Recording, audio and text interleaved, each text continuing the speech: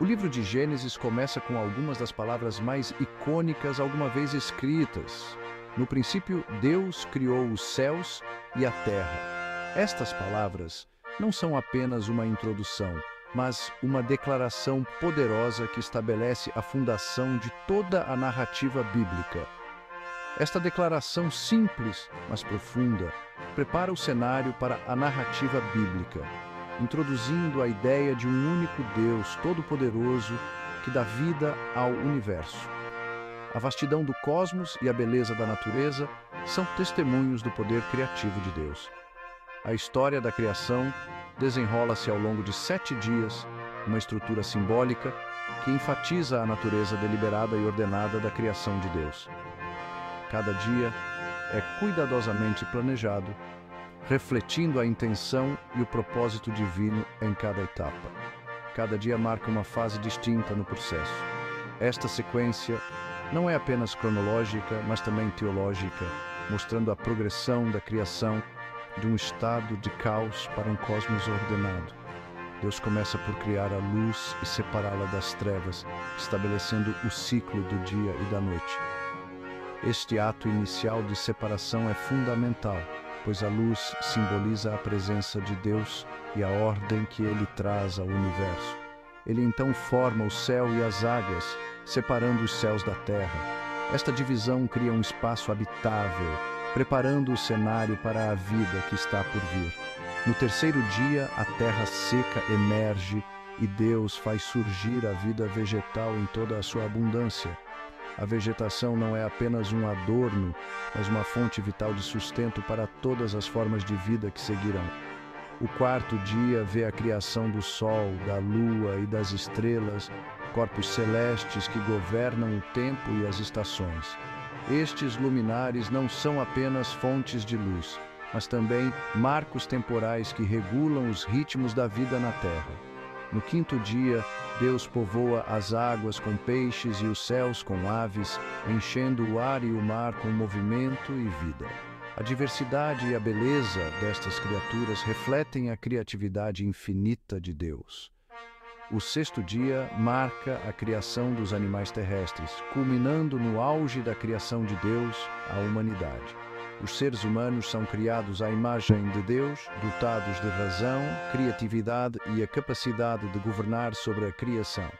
Finalmente, no sétimo dia, Deus descansa, santificando este dia como um tempo para reflexão e contemplação da sua criação.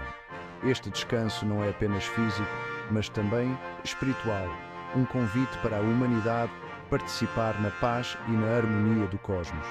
Este relato da criação em 7 dias não pretende ser uma explicação literal e científica.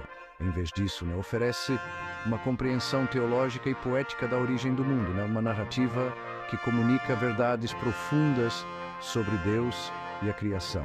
Em vez disso, oferece uma compreensão teológica e poética da origem do mundo.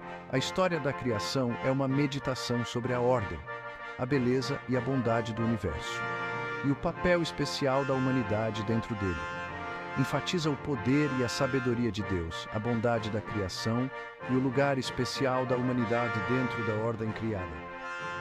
A criação não é apenas um evento passado, mas uma realidade contínua, onde cada ser humano é chamado a participar na obra criativa de Deus. Seguindo a grande narrativa da criação, Gênesis apresenta-nos aos primeiros humanos, Adão e Eva. Formado por Deus do pó da terra, Adão recebe a vida através do sopro divino, significando uma ligação única e íntima entre Deus e a humanidade. Eva é mais tarde criada a partir da costela de Adão, destacando a sua interdependência e igualdade aos olhos de Deus. Eles são colocados no Jardim do Éden, um paraíso de abundância e beleza. Aqui, eles são livres para desfrutar dos frutos de todas as árvores, exceto uma, a árvore do conhecimento do bem e do mal. Esta proibição prepara o cenário para um teste crucial de obediência e introduz o conceito de livre-arbítrio. A existência de Adão e Eva no Éden é caracterizada pela inocência, harmonia e uma relação íntima com Deus. Eles vivem num estado de graça, nus e sem vergonha, refletindo a pureza dos seus corações e a sua proximidade com o seu Criador. O Jardim do Éden serve como um símbolo poderoso da relação ideal entre Deus e a humanidade, um estado de perfeita comunhão e ignorância, feliz do mal.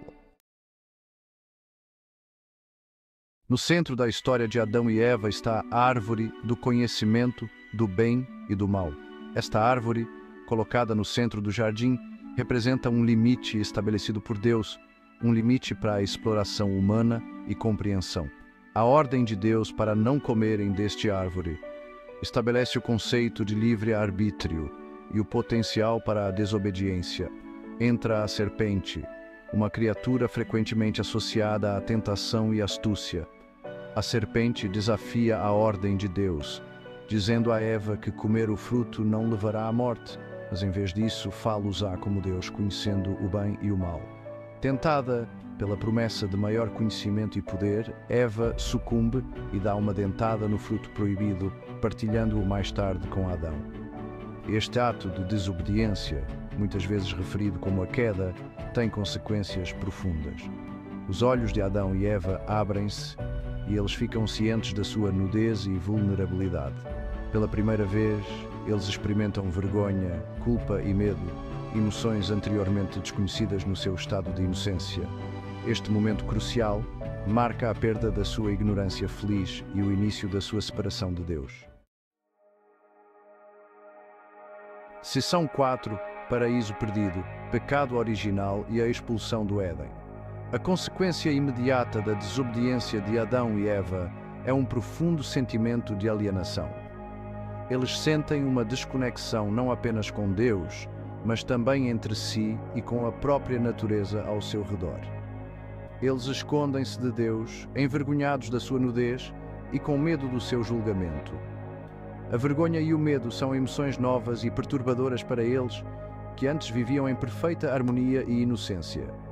Quando confrontados, culpam-se um ao outro e até à serpente, revelando a sua nova capacidade de engano e autojustificação. Este ato de culpar é um reflexo da ruptura na confiança e na unidade que antes existia. O castigo de Deus é rápido e multifacetado.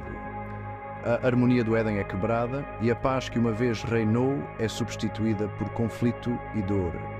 A serpente é amaldiçoada a rastejar no chão, representando a degradação da criação devido ao pecado. Este ato simboliza a queda de uma criatura que antes era astuta e elevada. Eva é amaldiçoada com dor no parto e subordinação ao seu marido, refletindo a ruptura da harmonia nas relações humanas. A dor no parto é um lembrete constante da desobediência e da perda da inocência. Adão é amaldiçoado com labuta e sofrimento no seu trabalho, à medida que a própria terra se torna resistente aos seus esforços.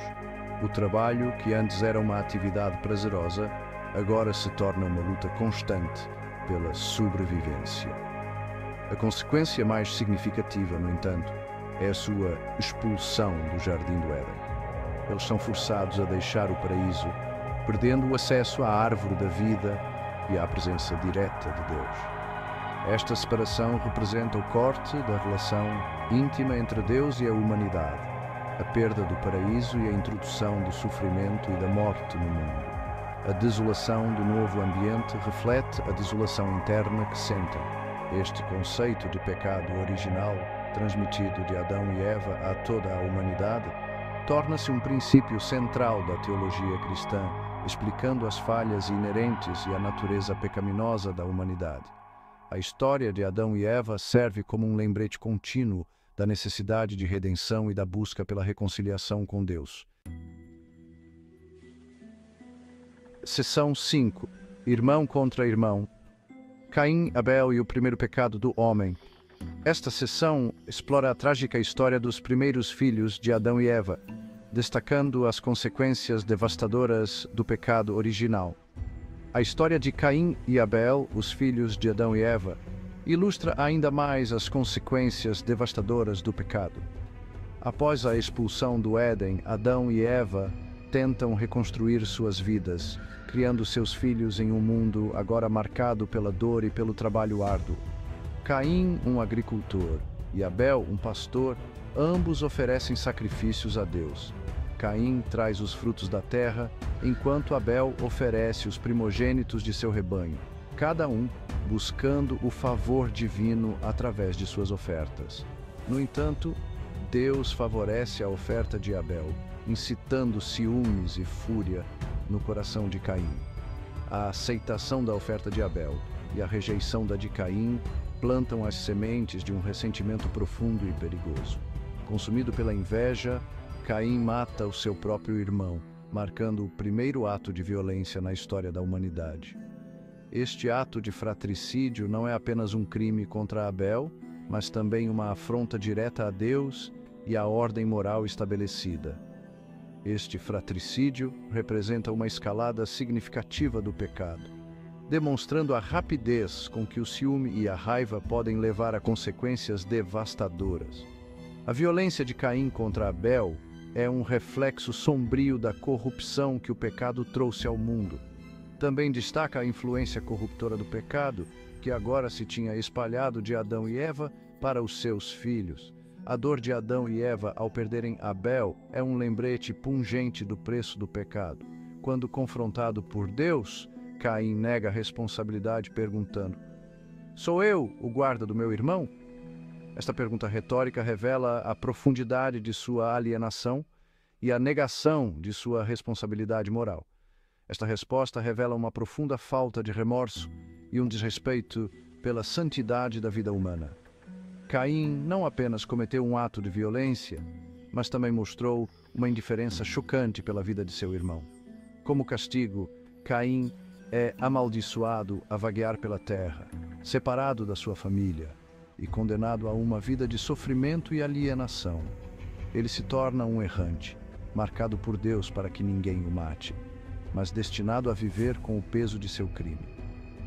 A história de Caim e Abel serve como um lembrete severo do poder destrutivo do pecado e da sua capacidade de envenenar até as relações mais próximas. Ela nos alerta sobre os perigos do ciúme, da raiva e da falta de remorso, mostrando como esses sentimentos podem levar à destruição e ao sofrimento.